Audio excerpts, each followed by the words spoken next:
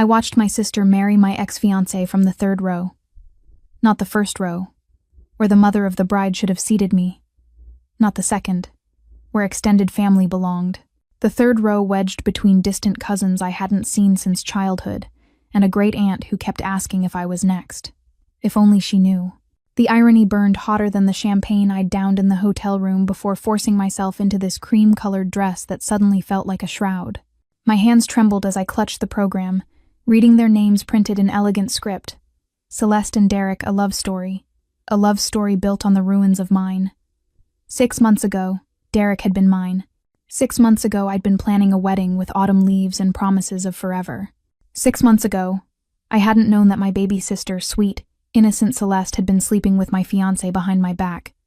The organ music swelled. Everyone rose. I remained frozen, watching Celeste glide down the aisle in my dress. Well, not literally my dress, but the design I'd chosen, the lace pattern I'd obsessed over, the train I'd dreamed about. She'd stolen everything, including the man waiting at the altar with tears in his eyes, tears he'd never shed for me. Beautiful, isn't she? My mother whispered, leaning across the aisle with a smile that didn't reach her eyes. A warning lived in that smile. Behave, don't make a scene. This is your sister's day. My sister's day. Built on my heartbreak. I forced myself to smile back, to nod, to pretend my chest wasn't caving in with every step Celeste took toward my future. The future that had been ripped away 3 weeks before my own wedding, when I'd found them tangled in the sheets of his apartment. The ceremony passed in a blur of vows that should have been mine, and rings that looked suspiciously similar to the one Derek had proposed with. When the officiant pronounced them husband and wife, and Derek kissed Celeste with a passion he'd always held back from me, something inside me shattered completely. I was the first to leave for the reception. The country club sparkled with fairy lights and white roses, another detail stolen from my abandoned Pinterest boards. I made directly for the bar, my heels clicking against marble floors that cost more than most people's cars. Whiskey, I told the bartender. Double. Neat. He raised an eyebrow but poured without comment. I downed it in one burning swallow and was reaching for another when a voice stopped me cold. Drinking alone at weddings is either very brave or very desperate. The voice was dark, velvet, smooth, dangerous, and utterly magnetic. I turned slowly, already knowing I'd find someone who didn't belong in this world of country club propriety and old money pretense. He stood too close, tall enough that I had to tilt my head back to meet his eyes. Dark eyes that saw too much, framed by a face that could have been carved from marble-sharp jaw, high cheekbones, and a mouth that promised both pleasure and pain. His suit was black, perfectly tailored, and probably cost more than my car. Everything about him screamed power, from his commanding stance to the way other guests instinctively gave him space. "Who says I'm alone?" I managed, hating how breathless I sounded. His lips curved into something that wasn't quite a smile. "You are now." Before I could process that statement, he gestured to the bartender with 2 fingers. Another whiskey appeared in front of me. When I didn't immediately reach for it, he picked it up and pressed it into my hand, his fingers brushing mine with deliberate slowness. Heat raced up my arm. "I'm Matteo," he said, his accent placing him somewhere between New York and Italy. "And you're the woman everyone's whispering about." My stomach dropped. "I don't know what you—" "The ex-fiancé." His eyes held mine, unflinching. The one who was replaced by her own sister. The one who showed up anyway, wearing a smile that doesn't reach her eyes and a dress designed to prove she's moved on. He leaned closer, and I caught the scent of expensive cologne and something darker, more dangerous. "Except you haven't moved on at all." I should have been offended, should have thrown the whiskey in his perfect face and walked away. Instead, I drank it. "You don't know anything about me," I whispered. "I know you're sitting at table 12, the reject table, where they seat people they invited out of obligation." His hand moved to the small of my back, possessive and sure. "I know you've been watching the happy couple with murder in your eyes. And I know that in about 30 seconds they're going to announce the first dance, and you're going to break." "I'm fine," I lied. "No," he said softly, dangerously. "You're drowning, but I can throw you a lifeline." Before I could ask what he meant, feedback screeched through the speakers. The DJ's voice boomed across the reception hall. "Ladies and gentlemen, please, welcome for the first time, as husband and wife, Mr. and Mrs. Derek Hamilton." Applause erupted. The crowd parted. And there they were, Celeste radiant in white, Derek beaming with pride, sweeping onto the dance floor for their first dance. To our song, the room tilted. My hands went numb. Mateo's arm tightened around my waist, holding me upright. Breathe, he commanded. I can't. You can. And you will. His voice dropped lower, meant only for me. Because you're going to walk out to that terrace with me right now. And you're going to let everyone here see that you've already moved on to something far more dangerous than Derek Hamilton ever was. I finally looked up at him, really looked. His eyes held dark promises and darker secrets. Everything about him screamed danger, from the predatory grace of his movements to the barely leashed violence I sensed beneath his civilized exterior. Why? I breathed. Why would you help me? Mateo's smile turned wolfish. Because, Valentina. My blood froze. I hadn't told him my name. You're exactly what I've been looking for. His hand closed around mine, and everything changed. Mateo led me through the crowded reception like he owned it, and judging by the way people parted for him without question, maybe he did. His hand remained firm at the small of my back, a brand of heat that seared through the thin fabric of my dress. I should have pulled away. Should have demanded answers about how he knew my name, why he'd singled me out, what game he was playing. Instead, I let him guide me onto the moonlit terrace, away from the music and laughter and my sister's perfect celebration. The October air bit at my bare shoulders, but I barely felt it. Mateo shrugged out of his suit jacket and draped it over me in one fluid motion, surrounding me with warmth and that intoxicating scent that was purely him. How do you know my name? I finally asked, my voice steadier than I felt. He leaned against the marble balustrade, studying me with those dark, knowing eyes. I make it my business to know things. That's not an answer. No, he agreed, a hint of amusement flickering across his face. It's not. Behind us, applause erupted as the first dance ended. I flinched, and something shifted in Mateo's expression, something almost gentle. You loved him, he said. Not a question. I thought I did. The admission tasted bitter. Now I'm not sure I even knew him. People rarely show us who they truly are.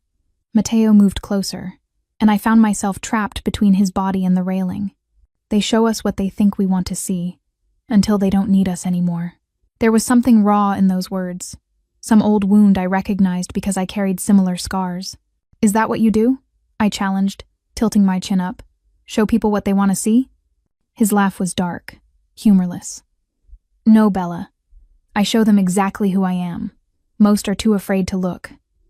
The terrace door opened, spilling music and voices into our sanctuary. I turned to see my mother scanning the crowd, her eyes landing on me with visible relief, followed immediately by disapproval when she noticed Mateo. Valentina, she called, her voice tight. We're doing photos. The family needs you. The family. As if I hadn't been excised from it the moment Celeste decided she wanted what was mine. She's occupied, Mateo said, his tone brooking no argument. My mother's face paled. She opened her mouth, closed it, then retreated without another word. I stared at him. How did you? Your mother knows who I am. His smile held no warmth. Most people in this room do. They're just pretending they don't. Ice slid down my spine. Who are you? Mateo Salvatore. He said it simply, as if the name should mean something. It didn't. I shook my head. His expression darkened with something I couldn't read, surprise perhaps, or calculation. Your innocence is either genuine or brilliantly performed. I'm not innocent, I shot back. I'm just not part of whatever world you come from. No, he murmured, reaching out to tuck a strand of hair behind my ear. The gesture was intimate, possessive, and sent electricity racing across my skin. You're not yet. What does that mean? It means, he said, his voice dropping to barely above a whisper, that I'm about to make you an offer. One that will change everything. My heart hammered against my ribs. I don't even know you. You know enough. His thumb traced my jawline, and I hated how my body responded, leaning into his touch like a flower toward sunlight. You know I'm dangerous. You know I don't belong at respectable weddings. You know that everyone in that room fears me. Should I fear you? Probably. His eyes held mine, intense and unwavering. But you won't, because you're already drowning, Valentina, and I'm the only thing keeping you afloat. He wasn't wrong. The moment I'd walked into this reception, I'd been sinking, suffocating under the weight of betrayal, humiliation, and the unbearable lightness of being forgotten. What do you want from me? I whispered. Matteo's hand moved to cup my face, his thumb brushing my lower lip with agonizing slowness. I want you to marry me. The world stopped. What? Marry me. He said it like he was ordering coffee, not proposing to a stranger. Tonight. Right now. In front of everyone inside who thinks you're broken. My laugh came out strangled, hysterical. You're insane. Probably, he agreed, but I'm also serious. I tried to step back, but he held me in place, not forcefully, but with an immovable presence that made escape impossible. You don't even know me.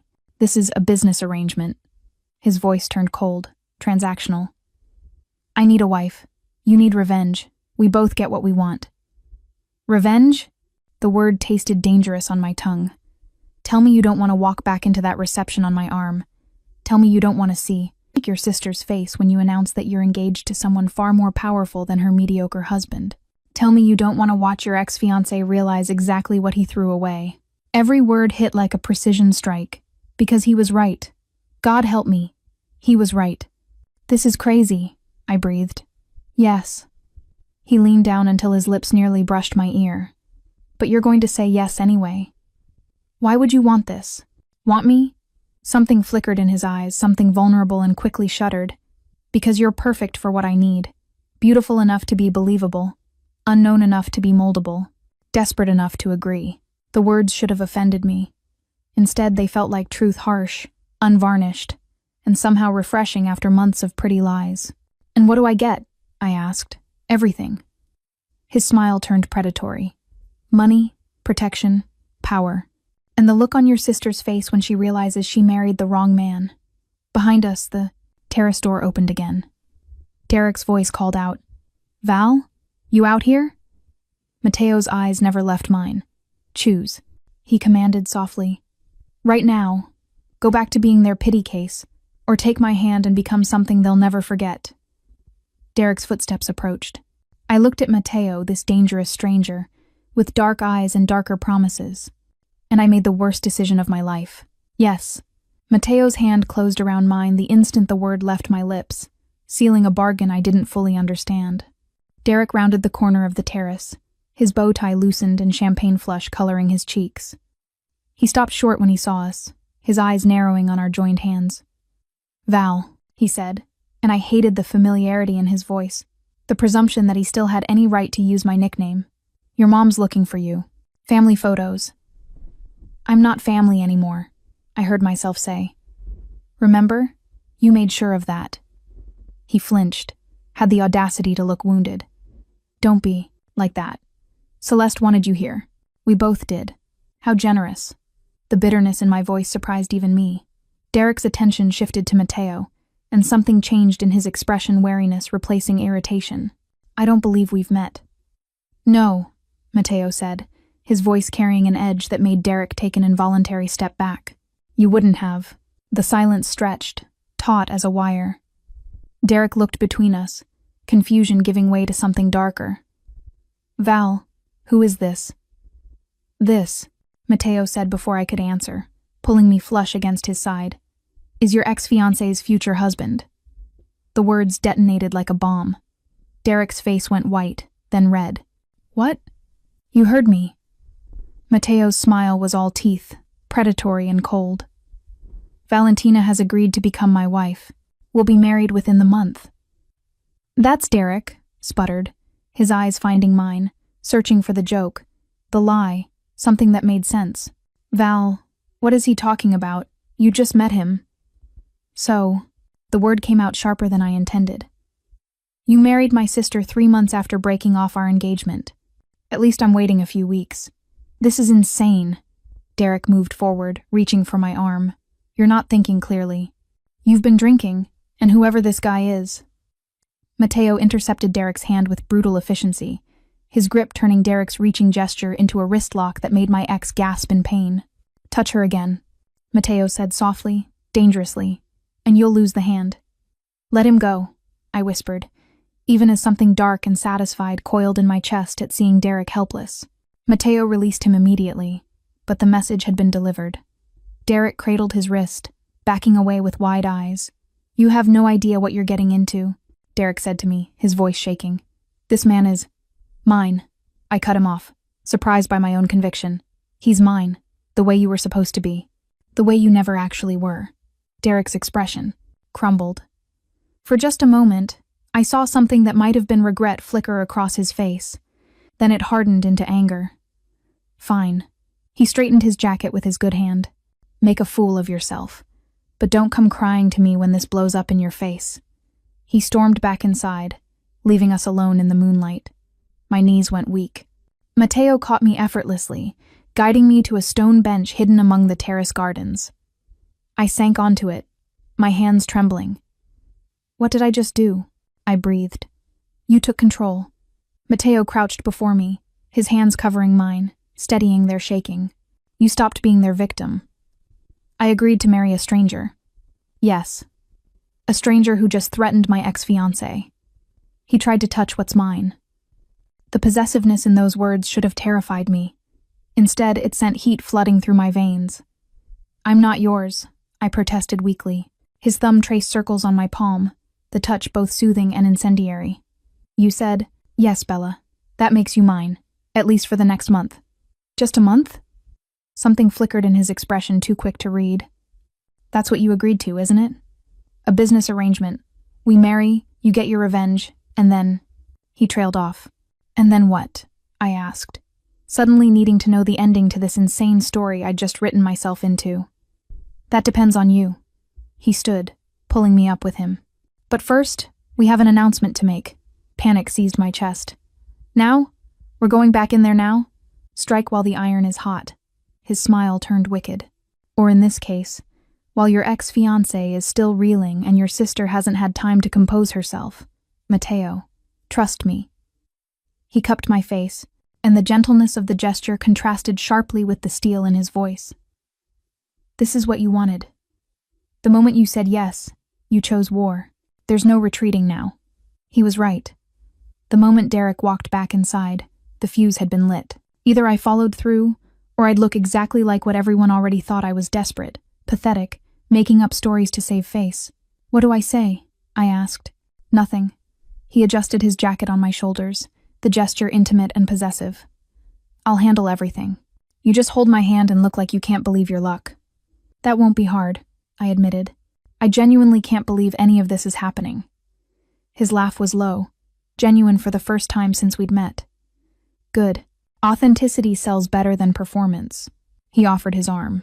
I took it, feeling the solid strength of him, the coiled power barely contained beneath expensive fabric and civilized manners.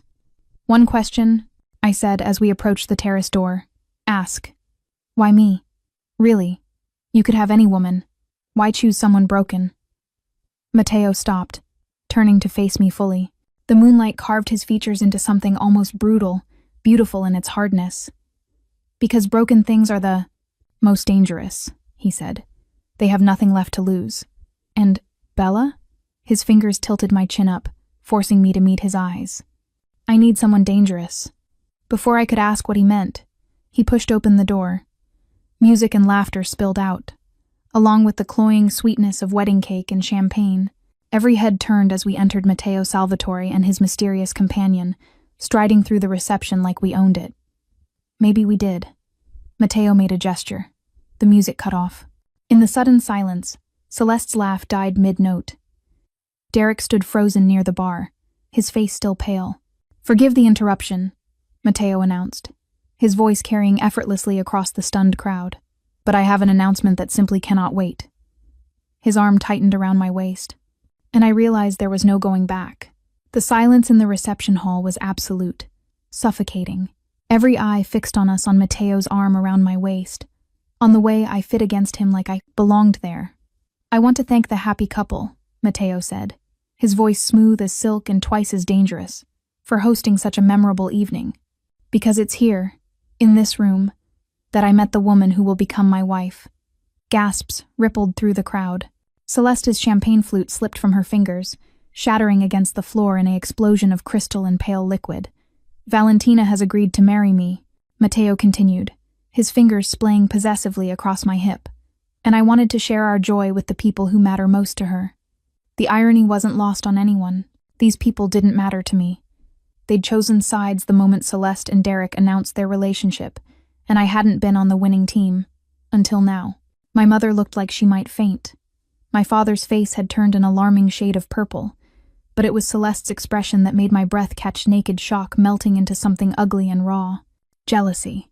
My baby sister who'd stolen my fiancé was jealous of me. That's impossible. Celeste's voice cut through the murmurs, shrill and desperate. Val, you just met him. This is obviously some kind of what? Matteo's voice dropped to a lethal softness that made several guests step back. Choose your next words carefully, Mrs. Hamilton. The emphasis on her new name, the dismissal in his tone, it made Celeste flinch like she'd been slapped. Derek moved to his bride's side, his arm protective around her shoulders. This is our wedding, he said, trying for authoritative and landing somewhere near petulant. Whatever stunt you're pulling. No stunt. I found my voice, surprised by its steadiness. I'm engaged. To Matteo. And unlike some people, I won't be marrying my sister's ex-fiancé. The crowd erupted. Whispers became exclamations. Shocked gasps turned to barely concealed laughter. I'd said the quiet part loud, named the elephant that had been suffocating this reception since the first toast. Valentina! My mother pushed through the crowd, her face a mask of horror. Apologize. Right now. For what? I asked. Telling the truth? Or for finding someone who actually wants me instead of settling for my seconds? You're making a scene, she hissed. No, Matteo interjected, his voice cutting like a blade. You made a scene when you forced your daughter to attend her sister's wedding to her ex-fiancé. Valentina is simply responding to it. My mother's mouth opened and closed like a fish. She had no response because he was right. And everyone knew it. We're leaving, Matteo announced, already guiding me toward the exit. Thank you again for the introduction. The wedding gift will arrive tomorrow. He swept me out before anyone could respond, his hand never leaving the small of my back. Behind us, the reception erupted into chaos-raised voices, my sisters crying, the string quartet starting up again in a desperate attempt to restore normalcy.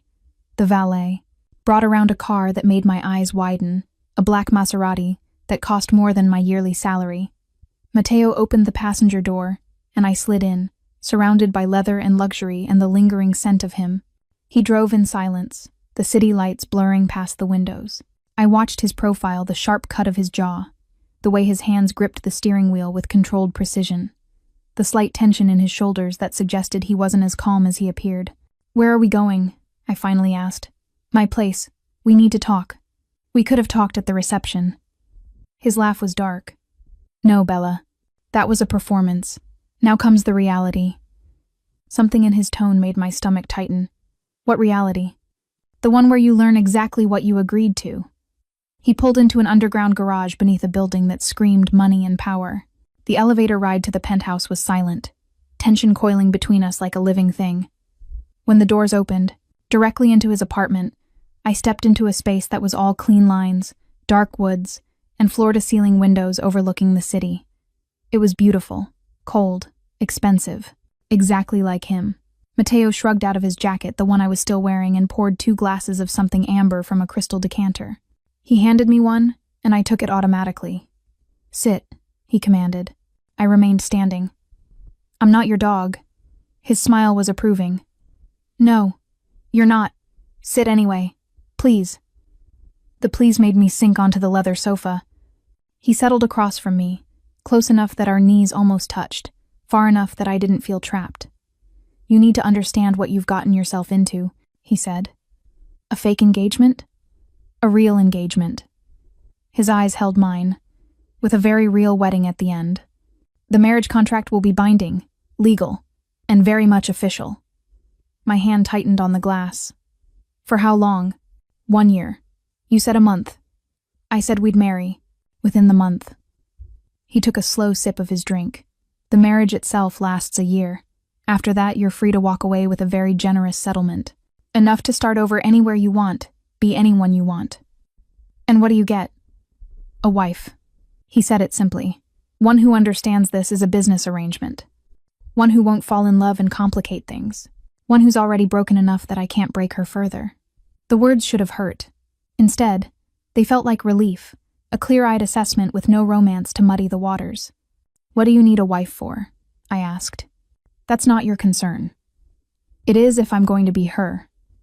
Something shifted in his expression calculation, giving way to something almost like respect. Fair enough.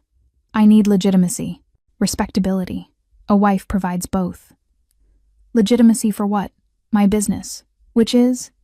His smile turned dangerous. Also not your concern. Not yet. When will it be? After the wedding. He leaned forward, and suddenly the space between us felt charged, electric. Once you're my wife, you'll know everything. But until then, all you need to understand is this. I will protect you. I will provide for you. And I will make sure everyone who ever hurt you regrets it. Why? The question burst out. Why would you do that for a stranger? Because, he said, reaching out to tuck a strand of hair behind my ear, the gesture now familiar. You're not a stranger anymore. You're mine. Before I could respond, his phone buzzed. He glanced at it, and his entire demeanor changed everything, soft vanishing, replaced by cold fury. What? I asked. He showed me the screen. It was a photo of us on the terrace, his hand on my face, our bodies close, the intimacy unmistakable. The caption read, Matteo Salvatore's mystery fiancé. But who is she really? It's already started, he said quietly. What has? His eyes met mine, dark and deadly serious. The war. War? I repeated, staring at the photo that had already garnered thousands of comments. With who? Matteo's jaw tightened as he scrolled through his phone, his expression growing darker with each swipe. Everyone who's been waiting for me to make a mistake. He stood abruptly, pacing to the windows overlooking the glittering city. In the reflection, I could see the tension coiling through his shoulders, the way his free hand clenched and released at his side. I need you to understand something, he said without turning. The moment you said yes to me, you became a target. My enemies will use you to get to me. Your family will try to leverage our relationship for their own gain. The media will dig into every moment of your past, looking for ammunition. My throat went dry. What kind of enemies? The kind that don't play by civilized rules. He turned then, and the look on his face made my breath catch. This wasn't the controlled, dangerous man from the reception, or the calculating businessman who'd offered me a deal. This was something rawer, more honest, more terrifying. I should have told you before, he continued, but I needed you to say yes first. Needed you committed before you knew the full cost. Told me what? My voice came out barely above a whisper. That Matteo Salvatore isn't just a name, it's a legacy. My family has controlled this city's underground for 3 generations. Gambling, protection, import-export operations that aren't always legal. He watched my face, gauging my reaction. I'm what people call a crime boss, Valentina. A mobster. A criminal. The words hung in the air between us, heavy with implications I was only beginning to understand. I should have been shocked, horrified, should have grabbed my purse and run for the elevator. Instead, pieces clicked into place my mother's pale face when she saw him, the way the crowd had parted, Derek's fear when Matteo had grabbed his wrist. Everyone had known except me. Why didn't you tell me? I asked. Would you have said yes if I had? I considered it. Probably not. The old Valentina, the one who'd planned a respectable wedding and a quiet life, would have fled in terror. But the old Valentina had died the moment she found her fiancé in bed with her sister. I don't know, I admitted. Honest. He moved closer, and I could smell his cologne mixed with something darker whiskey and danger, and promises that shouldn't feel as intoxicating as they did. I appreciate that. What happens now? I asked. Do I go into hiding? Get a security detail? You get both. He pulled out his phone again, typing rapidly. Starting tomorrow, you'll have a bodyguard. Marco, he's been with my family for years. Trustworthy, discreet, and very good at his job. I don't need a babysitter. You need someone who can kill anyone who tries to hurt you. His eyes met mine. Dead serious. And make no mistake, Bella. People will try. A chill ran down my spine. This is insane. I agreed to a fake engagement. There's nothing fake about this. He caught my chin, forcing me to look at him. The ring on your finger will be real. The wedding will be real. The danger will be very, very real. But so will my protection. No one touches what's mine. Ever. That possessiveness again, wrapping around me like chains made of silk. I could still walk away, I said, testing. You could. His thumb traced my lower lip, and heat pooled low in my belly. But you won't. How do you know? Because you're like me. His voice dropped to something almost tender. Broken, angry, looking for a way to burn down the world that hurt you. And I'm offering you a match. He was right, and I hated him for seeing it so clearly. My family will disown me, I said, when they find out what you are. They already disowned you when they chose your sister over you. Brutal honesty, delivered without cruelty. At least now you'll have power to go with your exile. My phone buzzed in my clutch. Then again, and again. I pulled it out, to find a flood of messages from my mother, my father, cousins I hadn't spoken to in years, even old friends from college. What are you thinking? This is insane, Val. Call me immediately. You're making the biggest mistake of your life. And from Celeste, 5 words that made my blood boil. You're ruining my wedding day. I laughed, the sound brittle and sharp. She thinks I'm ruining her day. Mateo took the phone from my numb fingers, glanced at the messages, and tossed it onto the couch. Forget them. They don't matter anymore. They're my family. Family doesn't steal from each other. Family doesn't humiliate each other. He cupped my face with both hands, and I found myself leaning into the warmth despite everything. But I will give you one chance, Valentina. One opportunity to walk out that door and go back to your old life. I won't stop you. Won't pursue you. You'll be free. My heart hammered. And if I stay? Then you're mine. Completely. For the next year, you play the role of Matteo Salvatore's wife. You attend events. You smile for cameras. You make my enemies believe you're my greatest weakness. His voice turned rough. And in return, I give you everything. Safety, luxury, revenge against everyone who ever made you feel small. What if I want more than that? The words escaped before I could stop them. Something flickered in his eyes. Surprise. Maybe even hope. More? What if I want to matter? Really matter. Not just as your wife or your weakness, but as... I trailed off, not even sure what I was asking for.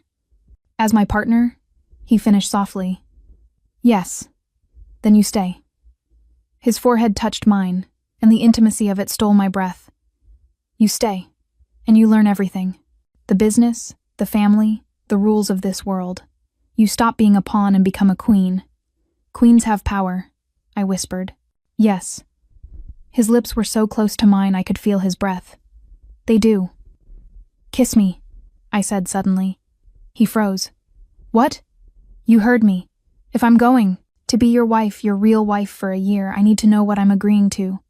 All of it. Valentina, kiss me, Matteo, or I walk out that door right now. For a long moment, he just stared at me, something unreadable churning in those dark eyes. Then his hand slid into my hair, angling my head back. You'll regret this, he warned. Probably.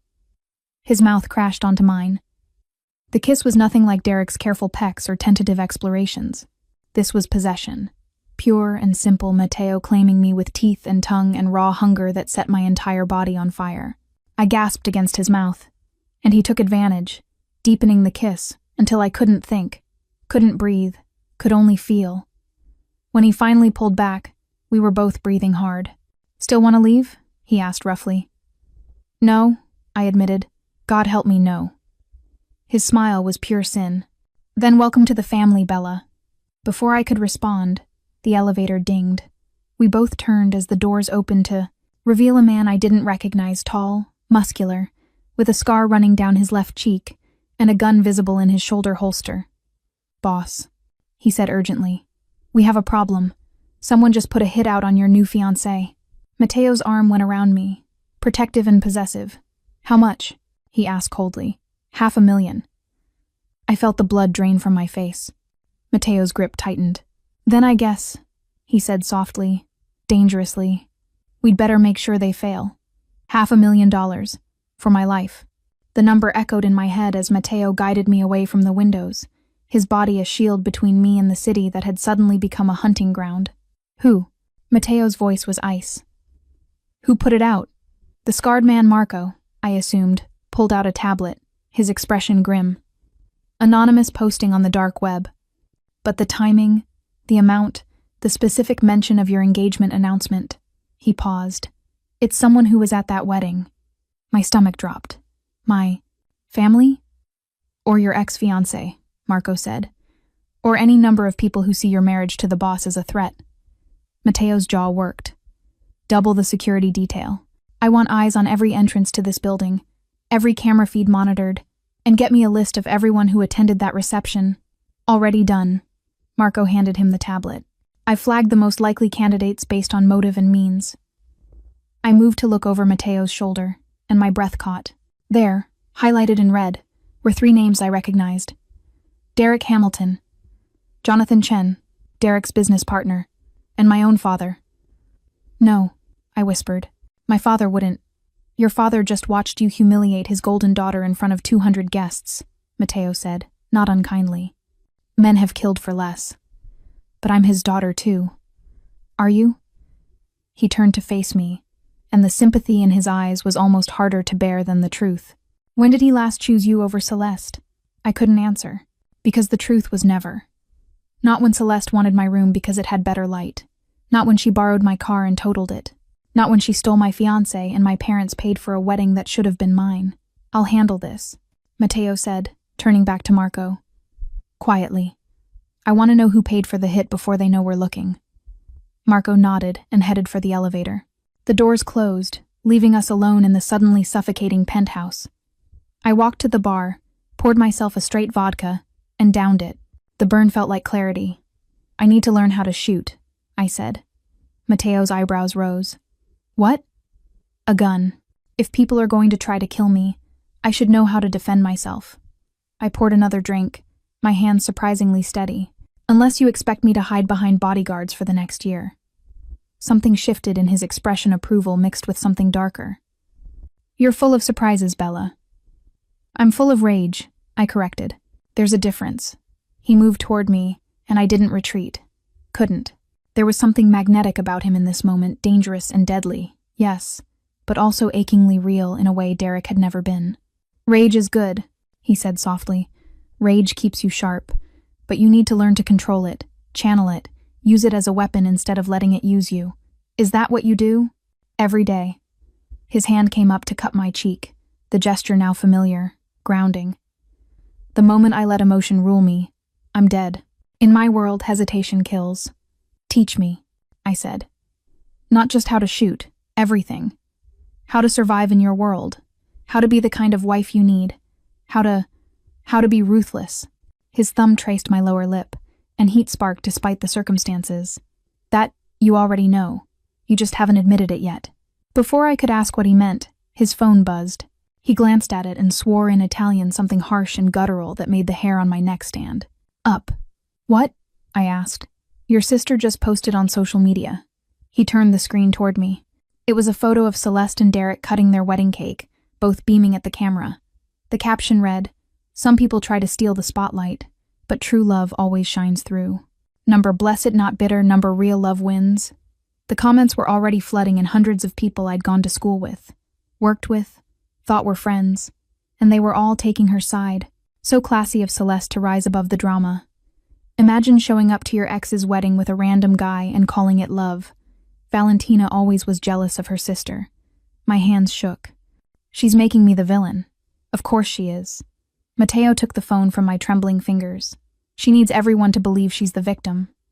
That you're the unstable ex who can't move on. But that's not... The truth doesn't matter, Bella. Only the story people believe. He pulled me close, and I let him, needing the solid warmth of his body to anchor me. But we'll tell a better story. One that makes her look small and desperate and exactly what she is, a thief who stole scraps while you claimed a kingdom. How? How? My voice broke on the word. We get married. This week. I pulled back. That's insane. We can't plan a wedding in... We don't need to plan anything. I have people who handle that. His eyes held mine, intense and unwavering. What I need is for you to trust me. Can you do that? Could I? Trust a man I'd met hours ago. A criminal who'd just told me there was a contract on my life. Someone who saw me as a business transaction. But then, what choice did I have? Go back to my apartment, my job, my life, and wait for an assassin to find me? Crawl back to my family and beg forgiveness for the crime of not quietly accepting betrayal? What kind of wedding? I asked instead of answering. A slow smile spread across his face. The kind that makes headlines. The kind your sister will see on every news outlet and social media platform. The kind that announces to the world that Valentina Chen isn't broken, she's dangerous. I'm not dangerous. Not yet. He leaned down, his lips brushing my ear. But you will be. I'll make sure of it. A shiver ran through me that had nothing to do with fear. 3 days, he said. That's all I need. 3 days to arrange everything, to secure the venue, to make sure you're protected. His hand slid down my arm to lace his fingers through mine. Can you give me 3 days? And then? Then you become Valentina Salvatore. And everyone who ever hurt you learns what it means to cross a mafia wife. The title should have terrified me. Instead, it felt like armor, something hard and impenetrable that could protect the soft, wounded parts of me that still bled when I thought about Derek's betrayal. My sister's smile. My family's abandonment. Okay, I whispered. 3 days. Good. He pressed a kiss to my forehead, tender and possessive. Now, let's get you settled. You'll stay here tonight, it's the safest place in the city. I need clothes, my things. Marco will retrieve them. Give him your address and keys. I can go with him. No. The word was absolute. You don't leave this penthouse without me or a full security detail. Not until the wedding. Not until you're officially protected by my name. The cage was closing, I realized. Gilded and luxurious, yes, but a cage nonetheless. And the most terrifying part? I didn't want to escape. Matteo's phone buzzed again. He glanced at it, and something cold settled over his features. What now? I asked. He showed me the message. It was from an unknown number. Just 3 words. She's already dead. Below it, a photo. Of me, standing in Matteo's penthouse, visible through the floor-to-ceiling windows. Someone was watching us. Right now. Matteo's arm wrapped around me as the lights went out, plunging us into darkness. Get down, he commanded. And the first window exploded in a shower of glass. Matteo's body slammed into mine, taking us both to the floor as another window shattered. Glass rained down like deadly snow, and I felt something hot graze my shoulder, a bullet, I realized with detached horror. Stay down, Matteo hissed, his weight pinning me to the marble floor. I'm bleeding. Superficial. Don't move. He reached beneath the coffee table and pulled out a gun that had been magnetically attached to its underside. Of course he had weapons hidden throughout his home. Of course. More shots pierced the darkness, methodical and precise. Whoever was shooting knew exactly where we'd been standing. How many? Matteo called out. Single shooter. High rise across the street. Marco's voice came from somewhere near the elevator. Thermal scope. Professional setup. Can you get a shot? Not without exposing myself. They've got the angle. Matteo swore, pressing himself closer to me, his body a human shield. I could feel his heart hammering against my back. Smell the cologne mixed with adrenaline and something metallic. My blood, probably. We need to move, he said against my ear. When I count to 3, we run for the hallway. It's reinforced, no windows. Understand? I nodded, not trusting my voice. 1. Another shot. Closer this time. 2. His hand tightened on mine. 3. We moved as one, staying low. Matteo's arm around my waist, dragging me with him. Another shot whizzed past my head so close I felt the displacement of air. Then we were in the hallway, concrete walls blocking us from the sniper's view. Marco was already there, phone pressed to his ear, barking orders in rapid Italian. Blood ran down my arm, soaking into the expensive fabric of the dress I'd worn to my sister's wedding. Was that really only hours ago? Let me see. Matteo pulled my arm into the dim emergency lighting, his hand surprisingly gentle as he examined the wound. Grazed. You're lucky. Lucky? My laugh came out hysterical. Someone just tried to kill me. That's lucky? You're alive. His eyes met mine, dark and fierce. That's all that matters. For how long? How long until the next shooter? The next contract, the next. He kissed me, hard, desperate, tasting of fear and fury, and something that might have been relief. When he pulled back, his forehead rested against mine. I will keep you alive, he promised, the words more vow than statement. Whatever it takes. Whoever I have to kill. You're mine now, Valentina, and I protect what's mine. Boss. Marco's voice was tight. We've got a problem. Another one?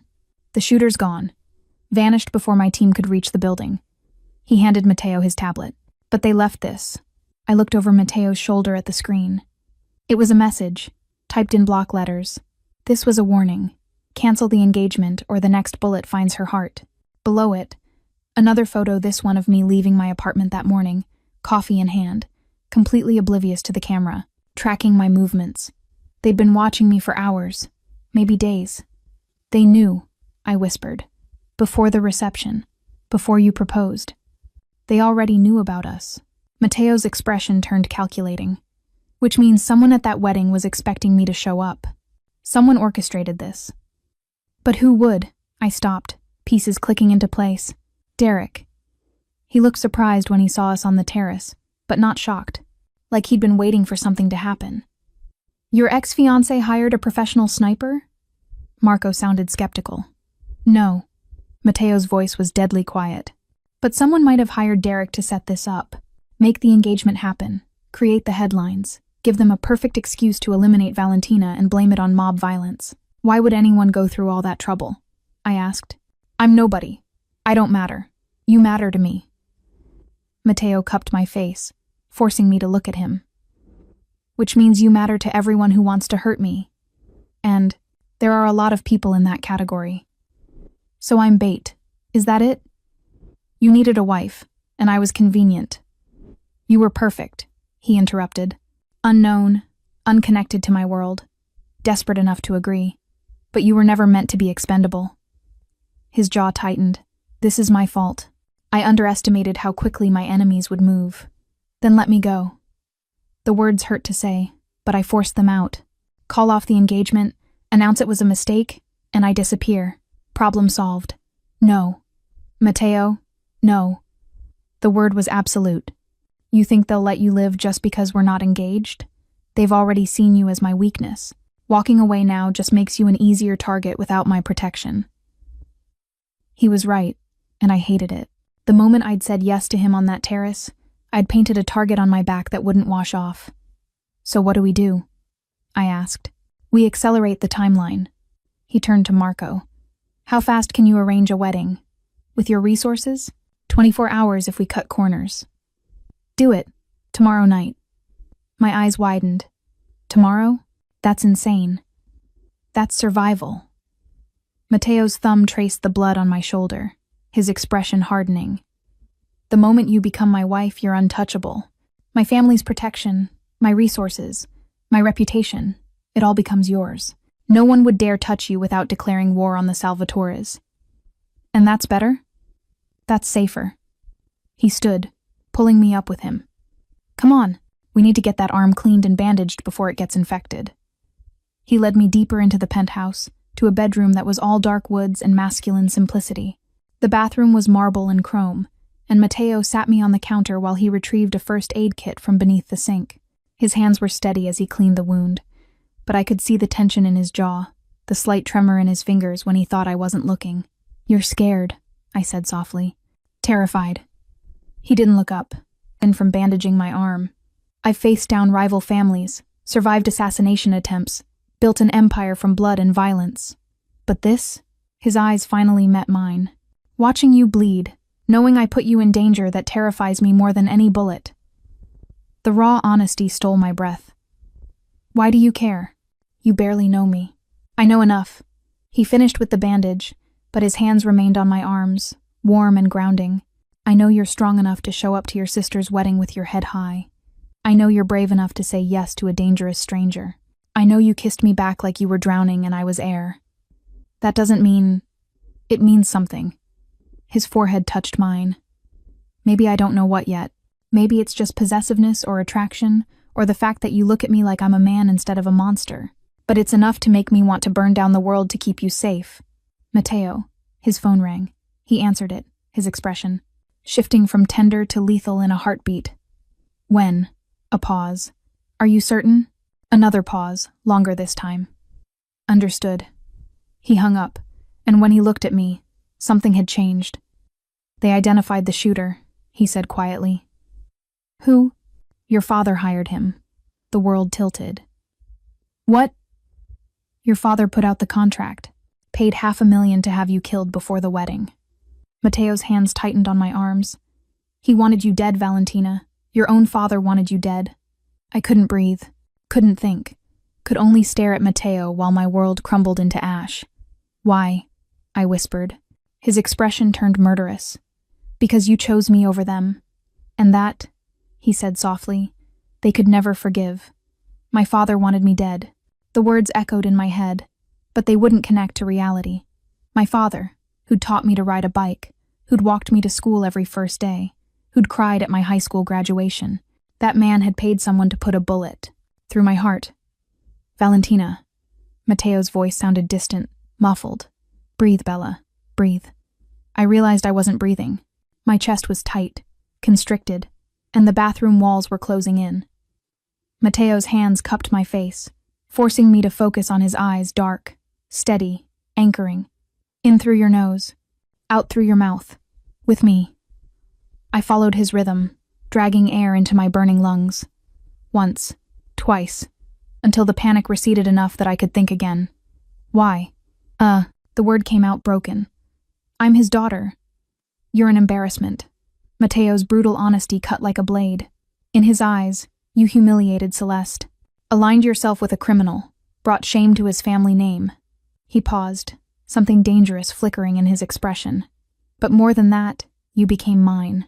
And your father knows exactly what that means. What does it mean? It means you have power now. Real power. The kind that could ruin his business, expose his secrets, destroy everything he's built. Mateo's thumb traced my trembling jaw. Your father didn't try to kill you out of anger, Valentina. He did it out of fear.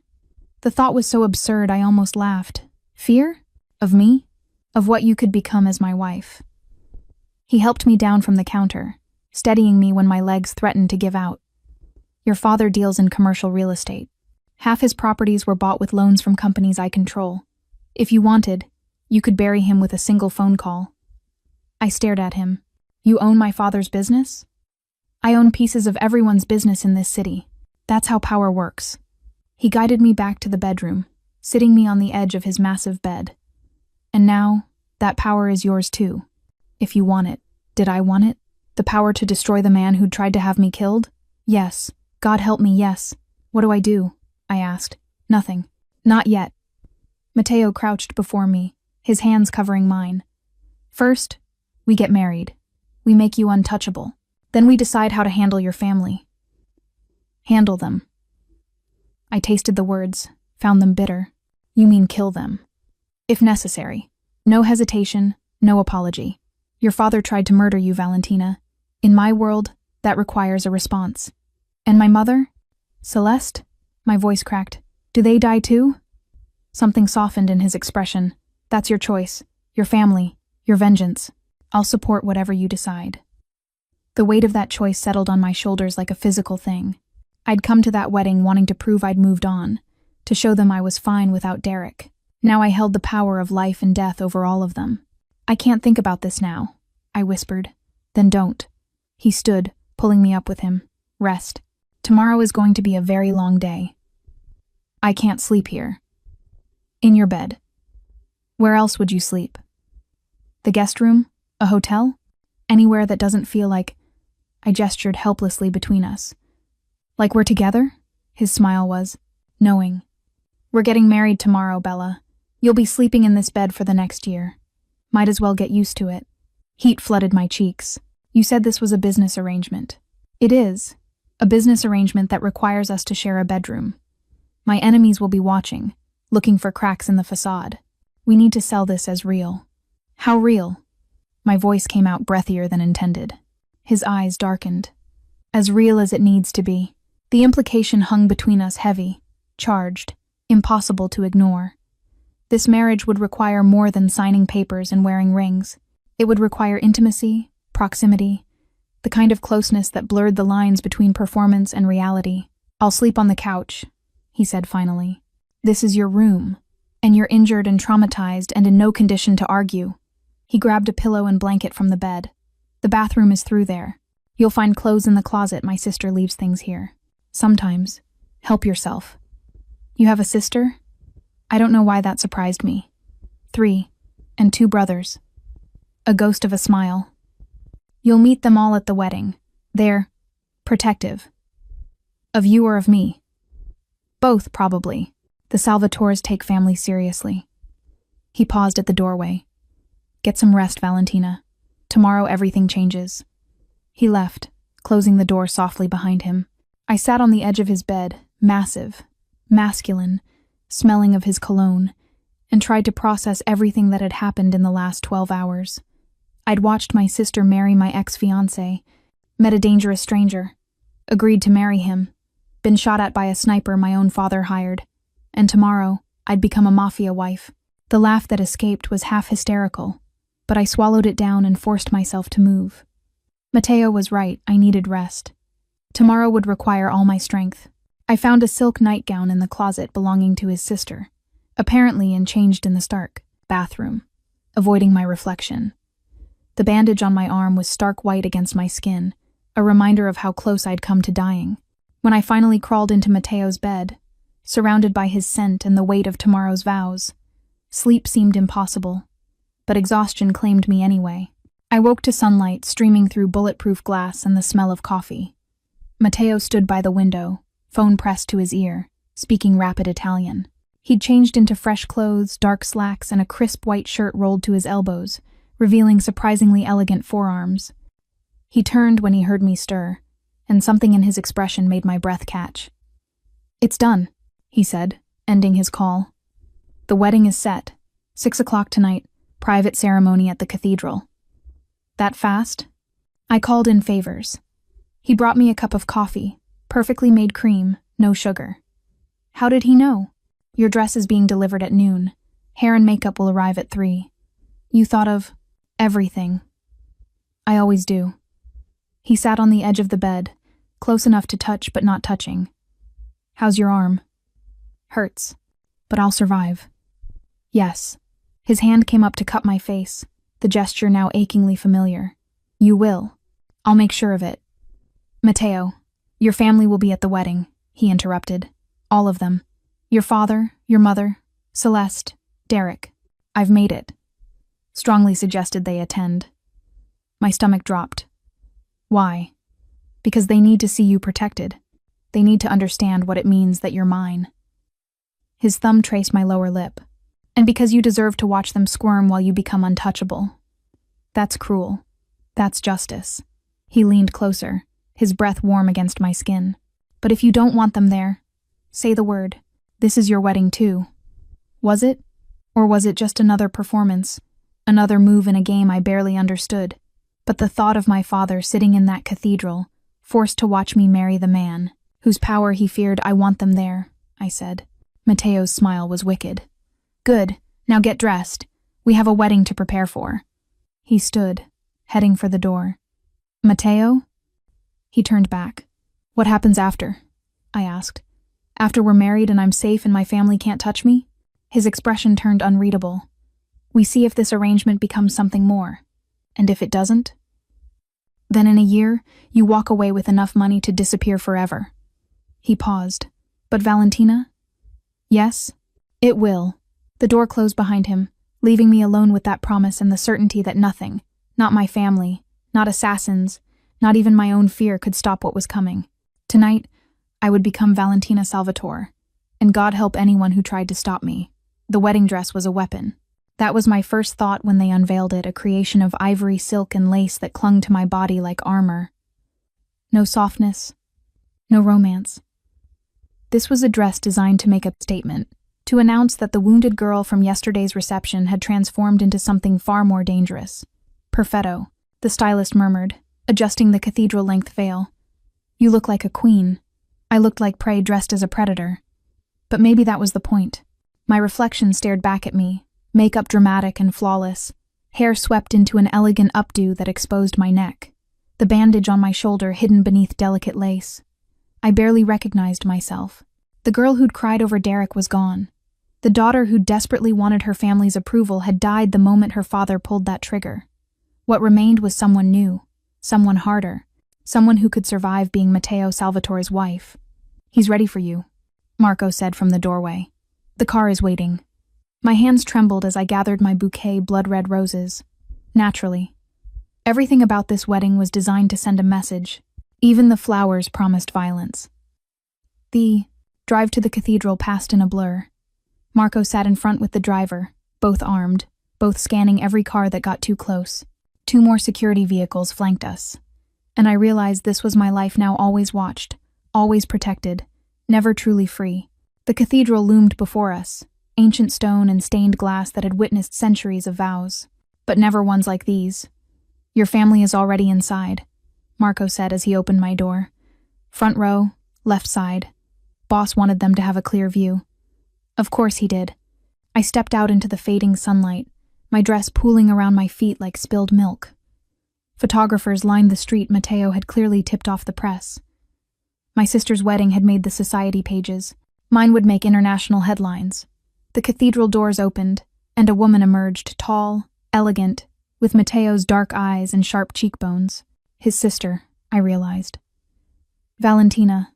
She kissed both my cheeks, European style. "I'm Gabriella. Welcome to the family." "Is that what this is?" The words escaped before I could stop them. Her smile held understanding. "My brother doesn't do anything halfway. If he's marrying you, it means something.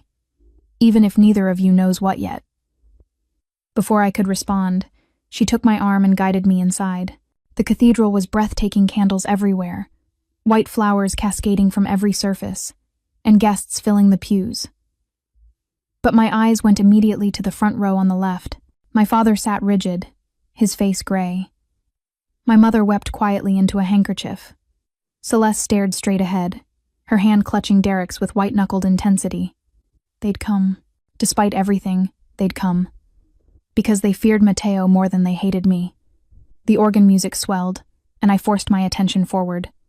To the altar. To the man waiting there.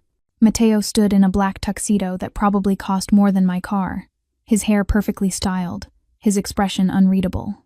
But when his eyes found mine, something shifted, heat and possession, and something deeper that made my breath catch. He looked at me like I mattered, like I was his.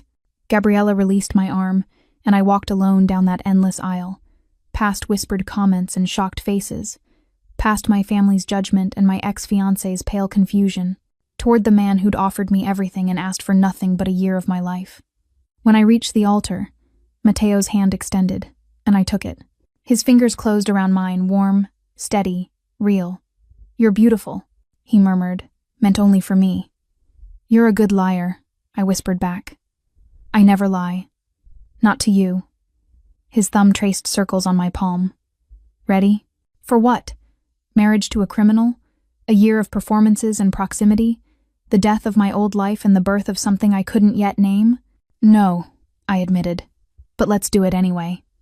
His smile was genuine, transforming his face into something almost boyish, almost vulnerable.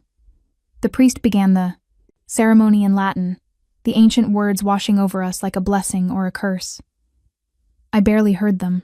All I could focus on was Matteo's hand in mine, the way he watched me like I was the only thing in the cathedral that mattered. "The rings," the priest prompted. Marco stepped forward with a velvet box. Matteo opened it, revealing 2 bands, mine a delicate circle of diamonds that caught the candlelight, his a simple platinum band that somehow suited him perfectly. "Repeat after me," the priest instructed Matteo. "I, Matteo Salvatore, take you, Valentina Chen." "I, Matteo Salvatore, take you, Valentina Chen." His voice was low, commanding, absolute. "To be my wife, my partner, my equal. To protect you with my life, to honor you with my loyalty, to cherish you with everything I am." He paused, deviating from the traditional script. "From this moment forward, you are mine, and I am yours. Let anyone who would challenge that live just long enough to regret it." Gasps rippled through the crowd. The priest looked scandalized, But Mateo's eyes never left mine as he slid the ring onto my finger. "Your turn," he said softly. "My turn. To vow myself to a man I barely knew. To pledge loyalty to a criminal empire. To choose power over safety. Revenge over peace. To become someone my family wouldn't recognize. I, Valentina Chen, take you, Matteo Salvatore." My voice steadied as I spoke, growing stronger with each word. "To be my husband, my protector, my home in a world that rejected me." I met his eyes. "I promise to be the wife you need, the partner you deserve, and the weapon you've been waiting for. From this moment forward, I'm yours. Completely." Something blazed in his expression, triumph and desire, and something almost like awe. "The bride may now kiss the groom," the priest said, clearly ready to end this unorthodox ceremony. Matteo cupped my face with both hands, his touch achingly gentle. "Last chance to run," he whispered. "I'm done running. Then come. Here, Mrs. Salvatore." The kiss was nothing like the desperate claiming from last night. This was a promise, slow, deep, devastating in its tenderness. He kissed me like I was precious, breakable, worth protecting. And I kissed him back like he was oxygen, salvation, the only solid thing in my crumbling world. When we finally broke apart, applause erupted, polite, shocked, confused. But all I could see was Matteo's smile, warm and real, and meant only for me. "Ready to face them?" he asked, nodding toward my family. "With you?" "Yes." We turned together, his arm around my waist, and walked back down the aisle, past the guests who'd come to witness a spectacle, past the photographers capturing every moment, past my father, whose expression had transformed from gray fear to something far worse, murderous rage barely contained. As we passed, he stood abruptly. "This isn't over," he hissed, loud enough for only us to hear. "You think marrying him protects you? You've signed your own death warrant." Matteo stopped, turning to face my father with lethal calm. "Is that a threat?" "It's a promise." My father's eyes were wild. "You've made an enemy you can't afford, Salvatore. And when the time comes, Matteo interrupted softly, dangerously, "I'll be ready." "But will you?" He leaned closer, his voice dropping to a whisper that somehow carried. "Because if anything happens to my wife, if she so much as gets a paper cut, I will burn your empire to the ground and salt the earth where it stood. Your business, your fortune, your family, all of it will disappear. Am I making myself clear, Mr. Chen?" My father went white. "Crystal," he managed. "Good." Matteo smiled, all teeth. "Enjoy the reception. The champagne is excellent." We continued walking, leaving my father standing there, impotent and furious. Outside, Marco waited with the car. As we slid into the back seat, Matteo's hand found mine, lacing our fingers together. "You okay?" he asked. "I just married a man who threatened to murder my father at our wedding ceremony." I looked at him. "I should be terrified. But you're not." "No." And it was true. I felt powerful, protected, dangerous. "I'm not." His smile was wicked. "Good. Because the real fun is just beginning." The car pulled away from the cathedral, carrying us toward the reception, toward our new life, toward whatever came next. Behind us, through the rear window, I watched my father stumble out of the cathedral, and I felt nothing but satisfaction. I was Valentina Salvatore now, and I was just getting started.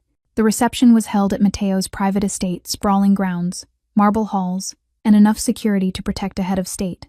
Every detail screamed wealth and power, from the ice sculptures to the live orchestra, to the champagne that probably cost more than my old monthly rent. My family sat at a table in the back, isolated like the pariahs they were. Celeste's eyes followed me everywhere, her expression oscillating between shock and something that looked almost like envy. Derek wouldn't meet my gaze at all. Good. Let them stew in their regret. "Dance with me," Matteo said, appearing at my side as the orchestra began a waltz. "I don't know how." "Then follow my lead." He guided me to the center of the ballroom, his hand settling possessively on my waist, just like everything else we'll do together. We moved across the floor, and despite my protests, I found myself following his lead naturally. He was a good dancer, controlled, confident, making me look far more graceful than I actually was. "You're thinking too much," he murmured against my ear. "Someone tried to kill me yesterday." My father wants me dead. I just married a stranger. I met his eyes. I think I'm entitled to overthink a little. His laugh rumbled through his chest. Fair enough. But for the next 3 minutes, could you just be here? With me? Something in his voice made me soften. Okay. 3 minutes. I let myself relax into his embrace, matching his rhythm, letting the music and movement quiet my racing thoughts. His hand splayed across my lower back, warm through the silk of my dress. His cologne expensive. Masculine surrounded me like a cocoon. Better? He asked. Yes, I admitted. How did you know? Because I see you, Valentina. His eyes held mine. Not the performance, not the armor. You, the woman who's terrified but refuses to show it. The one who's been wounded but won't stay down. The one who kissed me like her life depended on it because maybe it did. My breath caught. Matteo. I know this started as a transaction, a business arrangement between two broken people who needed something from each other. His hand tightened on my waist. But somewhere between that terrace and this dance floor, it became something else, at least for me. What did it become? I don't know yet. His forehead touched mine, intimate despite the 100 eyes watching. But I want to find out, if you'll let me. The song ended. Applause erupted. But we stayed frozen in that moment, suspended between what was and what could be. Mr. Salvatore. One of his brothers I'd met all three during the reception line, but their names blurred together, approached with Marco at his side. We have a situation.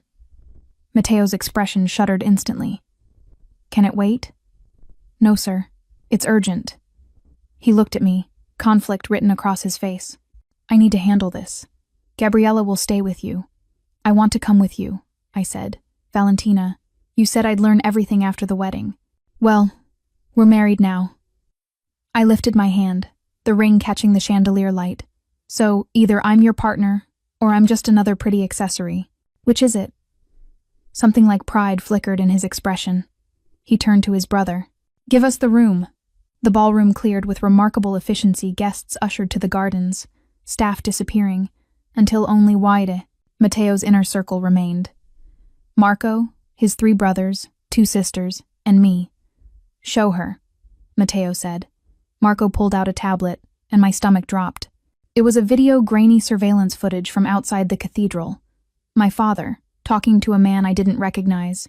Money changing hands. Who is that? I asked. Konstantin Volkov. Matteo's voice was ice. Head of the Russian Bratva in Brooklyn. Your father just hired him to finish what the sniper couldn't. The words hit like physical blows. When? An hour ago, while we were saying our vows. Marco's expression was grim. He's already mobilizing his people. How much time do we have? Matteo asked. Maybe 12 hours before they move. Probably less. Matteo's jaw worked. I could see the calculations running behind his eyes, threats to assess, resources to deploy, violence to orchestrate. We go to the safe house, one of his brothers said. Lock down until we can neutralize the threat. No. Matteo's voice was absolute. We don't hide. We end this. Tonight. Brother. Tonight, he repeated. I want every soldier we have mobilized, every favor called in, every weapon loaded, and I want Konstantin Volkov delivered to me alive. Is that understood? Yes, sir. His family dispersed, leaving us alone in the vast ballroom. Matteo turned to me, and I saw the struggle playing out across his face, the need to protect me warring with the respect to include me. Say it, I prompted. I need you to stay here, where you're safe. No. Valentina, you said I was your partner. Partners don't hide while the other fights.